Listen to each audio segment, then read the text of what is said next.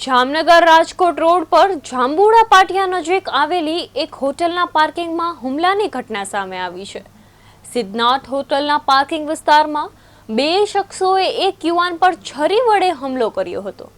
હુમલામાં યુવાનના માથાના ભાગે ગંભીર ઈજા પહોંચતા તેને સારવાર માટે જીજી હોસ્પિટલમાં ખસેડવામાં આવ્યો હતો।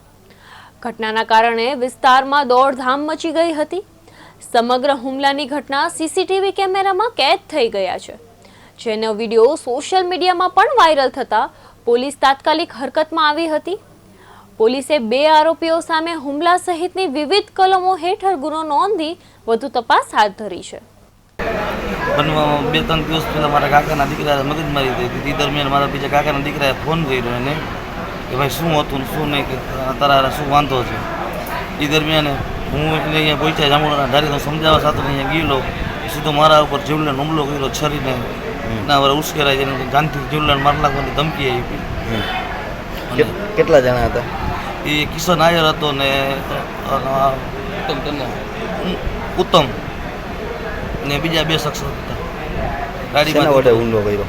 હા, શેના વડે હુમલો કર્યો? ખાર રાખીને મારા ઉપર જીવલેણ હુમલો કર્યો। શેના શું? છરી હતી એની પાસે આવડી મોટી, એનાથી લઈને મારા ઉપર મેં કીધું હજુ તને હું મારી નાખીશ એવું કીધું।